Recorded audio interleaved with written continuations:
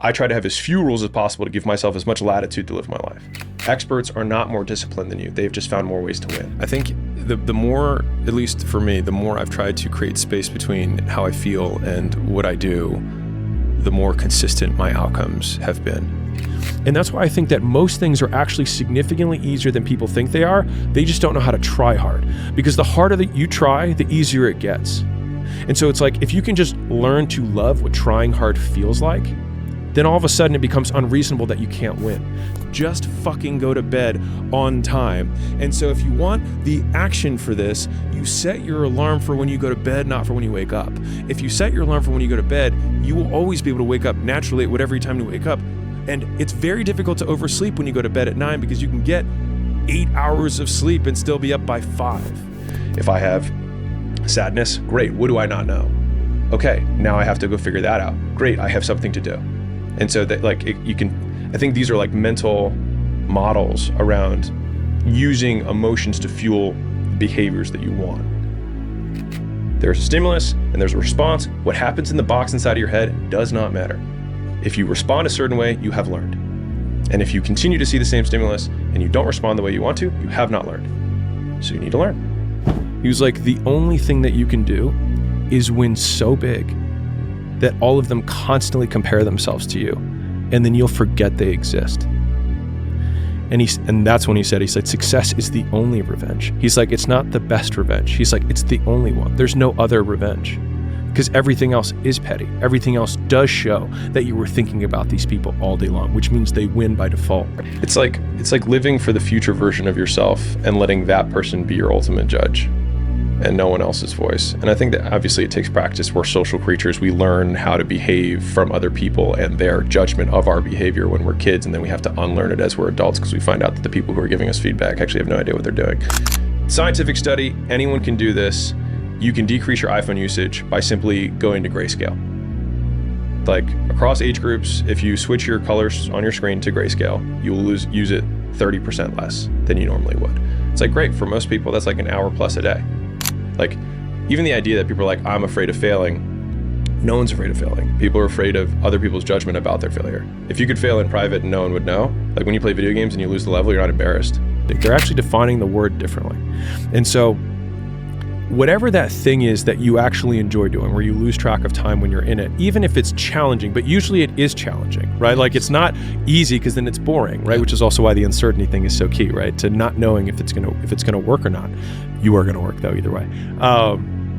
Is that the people who are, quote, addicted to work make it easy to be addicted to work because they do things worth doing. And I think a lot of it is coming down to making sure that you take the few precious seconds that we have to do the few things that are worth doing for the rest of your life.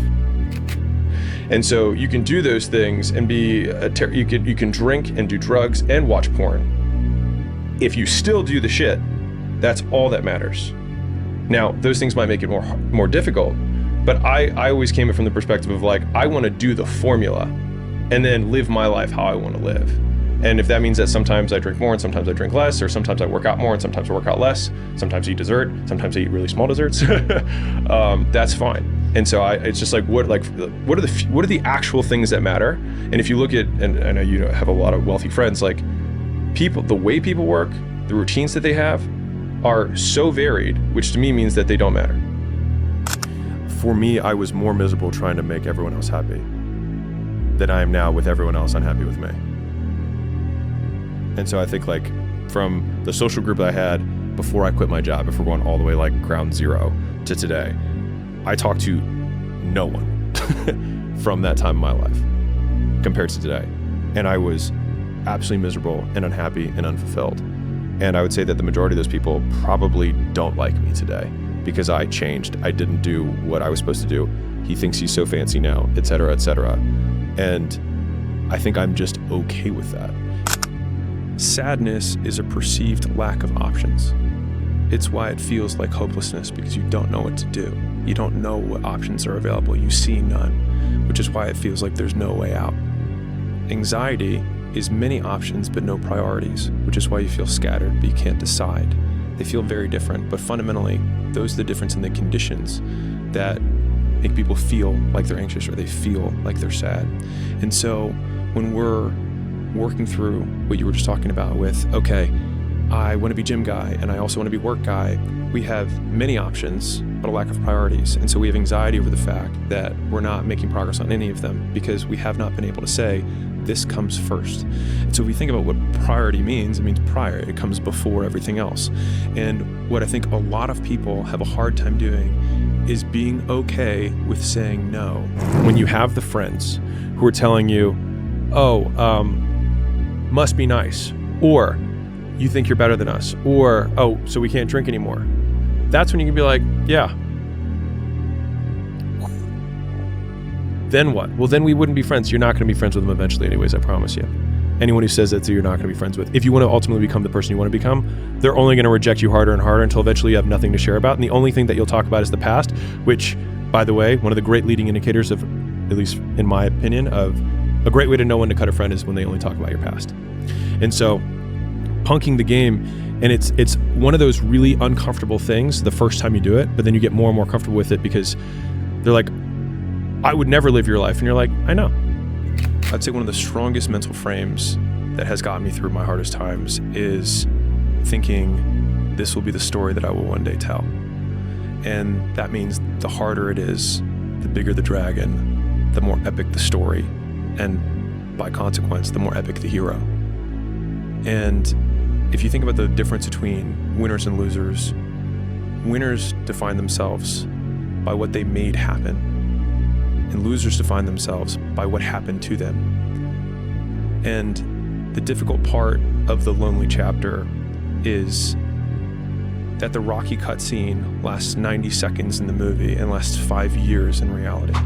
I think it's believing in the 85-year-old version of you, who's exactly who you want to be, and then ruthlessly looking at the discrepancy between the pittance of a human that you are now compared to that man or that woman, and then step by step breaking down the many differences and starting on the first one and pulling the thread. There are more people that I have met in my life who are dissatisfied by their live it up 20s than dissatisfied by their work it up 20s.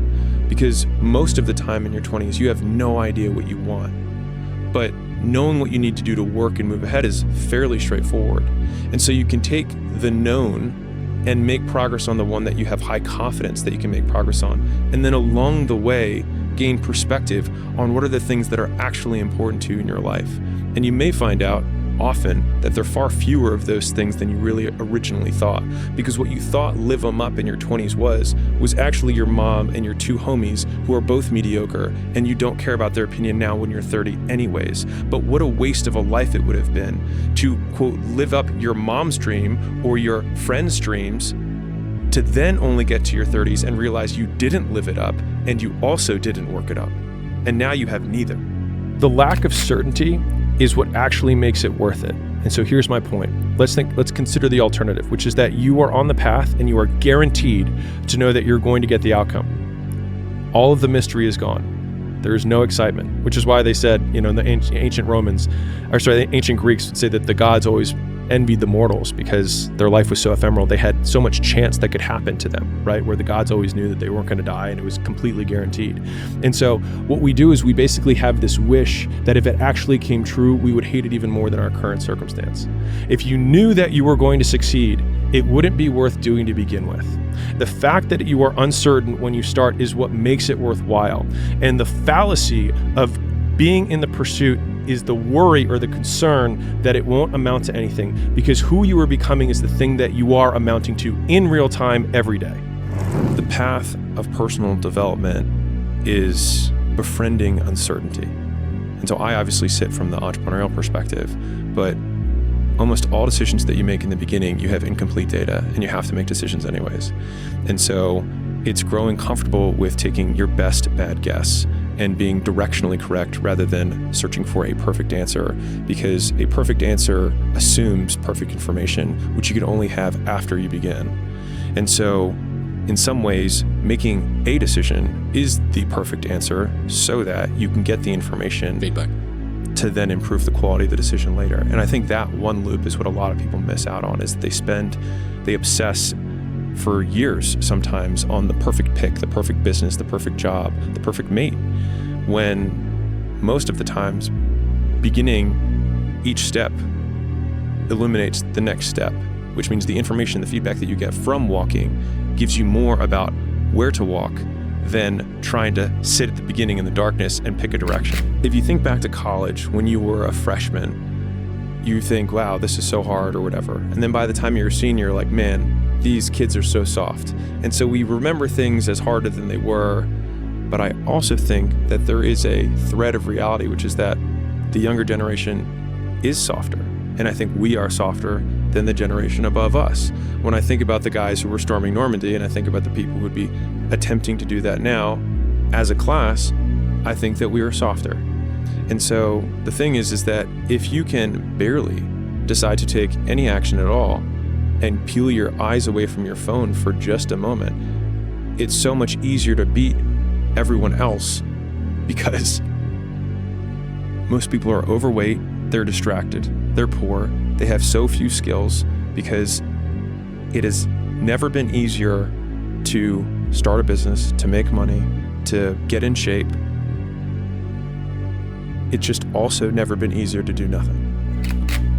If you're going through that right now, and I promise you, every single person who wants to do something with their life and has done something with their life has gone through the exact chapter that you're going through. And it's the lonely chapter. It's the chapter where you don't fit in with your own friends, but you don't have the outcomes yet to fit into a new group of friends. And you're doing this thing, you're consuming content on the internet, you're doing these free tutorials online to try and figure out how to set up a podcast and where do I host this thing? And then you're going through this and you're like, is this even worth it? Because you have no signs of success, right?